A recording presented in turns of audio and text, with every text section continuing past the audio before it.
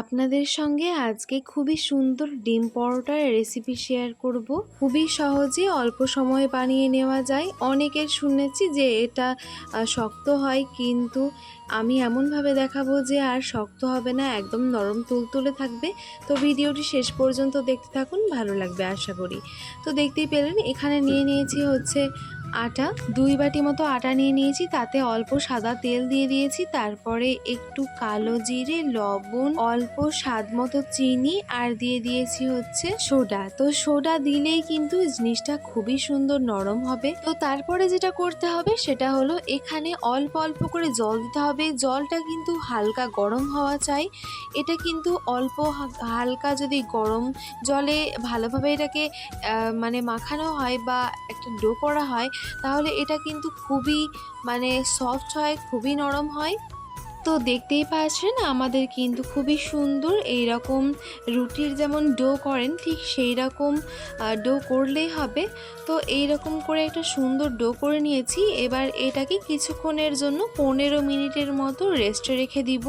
এটা কিন্তু অবশ্যই রাখবেন, তাড়াহুড়ো করলে কিন্তু একদমই কোনো পরোটা রুটি যাই হোক না কেন একদম ভালো হবে না। তো রেস্টে কিন্তু রুটি করেন বা পরোটা একটু কিন্তু রেস্টে রাখতেই হবে। তো তারপরে দেখতেই পেলেন এখানে একটা ডিম ভেঙে নিয়েছি। তারপরে ওটাকে ভালোভাবে একটু ফেটিয়ে নিতে হবে। তারপরে এর মধ্যে কিছু উপকরণ অ্যাড করব, যেমন হচ্ছে কাঁচা লঙ্কা আর গাজর কুচি। তো দেখুন ওগুলো দিয়ে দিলাম। তারপরে যেটা করতে হবে সেটা হচ্ছে, তো এখানে দিয়ে দিচ্ছি হচ্ছে মিক্সড মশলা, অল্প হলুদ গুঁড়ো, তারপরে দিয়ে দিচ্ছি হচ্ছে অল্প স্বাদ মতো লবণ। দেন এখানে দিয়ে দিব হচ্ছে একটু চাট মশলা, এতে স্বাদটা আরও একটু বেড়ে যায়। তো অবশ্যই এখানে কিন্তু দেওয়ার চেষ্টা করবেন এটি। তো এটা দেওয়ার পরে ভালোভাবে ওই উপকরণগুলোকে খুবই ভালো করে মেশাতে হবে।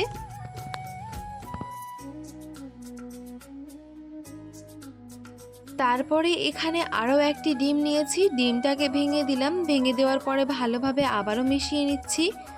খুবই ভালো করে এটা ফেটাতে হবে।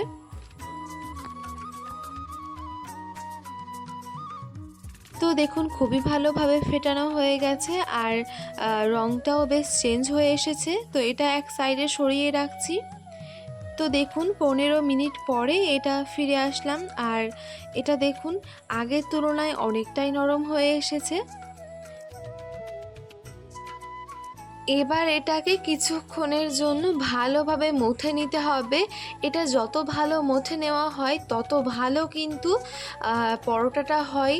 তো যাই হোক, খুবই ভালোভাবে এটাকে বেশ কিছুক্ষণ সময় নিয়ে মথে নিতে হবে। তারপরে যেটা করতে হবে সেটা হচ্ছে, দেখুন কয়েকটা লেচি কেটে নিচ্ছি। তারপরে এখানে একটা বড় সাইজের রুটি বেলে নিয়েছি। তারপরে এবার এর উপরে একটু সাদা তেল এইভাবে ছড়িয়ে দিতে হবে। তারপর ঠিক যেই রকমভাবে ভিডিওতে দেখছেন ঠিক সেই রকমভাবে এরকমভাবে ভাঁজ করতে হবে এটাকে। আপনারা ঠিক যেই রকমভাবে ভিডিওতে দেখছেন ঠিক সেই রকমভাবেই কিন্তু করবেন। তো এরকমভাবে আরেক সাইড মুড়ে দিলাম, এইভাবে আরেক সাইড মুড়ে দিলাম, দেখুন। তারপরে পুরো সাইডটা ভালোভাবে হাত দিয়ে একটু চেপে চেপে দিতে হবে। এটা এক সাইডে সরিয়ে রেখে দিচ্ছি। আরও একটি একই রকমভাবে করে নিব। তো দেখুন আরও একটি রুটি ভালোভাবে বড় করে বেলে নিচ্ছি। একটু কিন্তু আটা ছড়িয়ে দিয়ে এটা বেলতে হবে, বলতে ভুলে গিয়েছিলাম।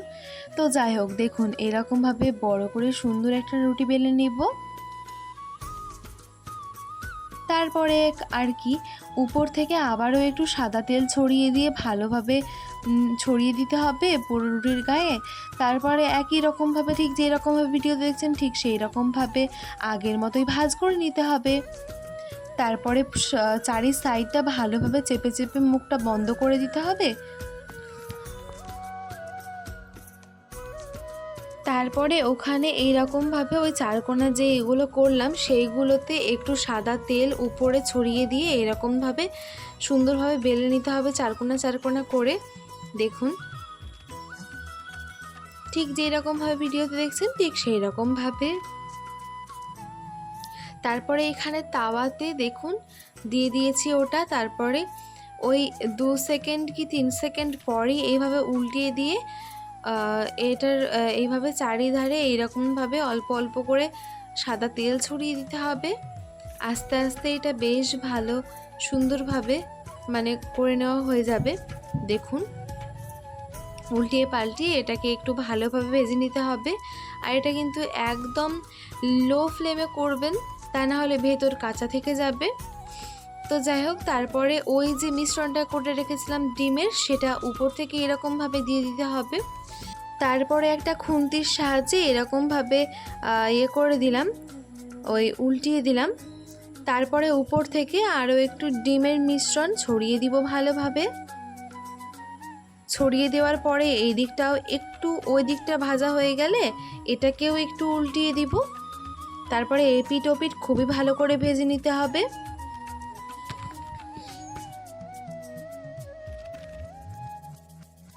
তারপরে এইরকমভাবে উপর থেকে কিছুটা তিল ছড়িয়ে দিয়েছি, সাদা তিল।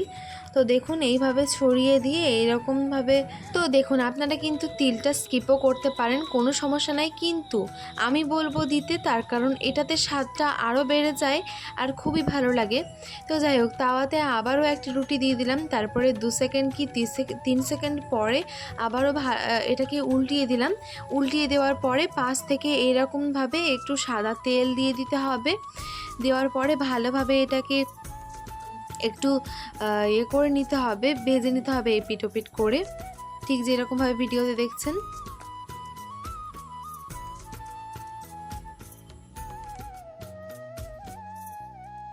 অল্প অল্প একটু ফুলে আসলেই ব্যাস, তারপরে উপর থেকে এরকমভাবে আরও একটু ডিমের মিশ্রণ দিয়ে দিতে হবে। দিয়ে দেওয়ার পরে ওটাকে উল্টিয়ে দিতে হবে, ঠিক যেরকমভাবে আগে করলাম ঠিক সেই রকমভাবে। ও না, তার আগে একটু তিল দিয়ে দিলাম। ওটাতে তিলটা পরে দিয়েছিলাম, কিন্তু ওটার থেকে বেশি ভালো হবে এরকমভাবে আগেই যদি ডিম দেওয়ার পরে পরেই তিলটা দিয়ে দেওয়া হয়, তাহলে খুবই ভালোভাবে ডিমের সঙ্গে ওই তিলটা মিশে যাবে।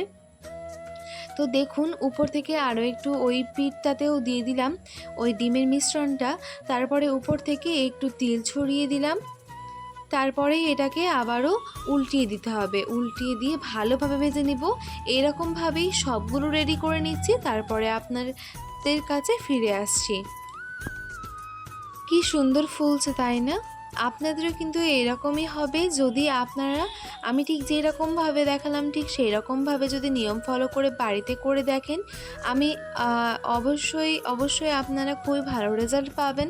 তো অবশ্যই ভিডিওটি দেখে অবশ্যই কিন্তু দেখে থাকবেন না, অবশ্যই এটি একবার হলেও বাড়িতে ট্রাই করে দেখবেন। আশা করব আপনাদের অনেক ভালো লাগবে এই ডিম পরোটার রেসিপিটি, আর আপনাদের বাড়ির সকলেই এটি অনেক পছন্দ করবে আশা করব।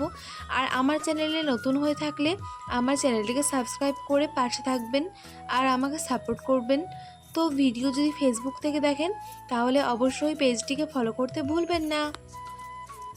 তো দেখুন এরকমভাবে সবগুলোই রেডি করে নিলাম। তো দেখুন এখন এটা হচ্ছে মানে ফাইনালটা। তো দেখুন এখন এইভাবে দেখিয়ে দিচ্ছি যে এটা কতটা নরম হয়েছে। এই যে খুবই সুন্দর নরম হয়েছিল আর বেশ ভালো মানে হয়েছিল, লেয়ারও হয়েছিল। আপনাদেরকে ভেঙে দেখাচ্ছি।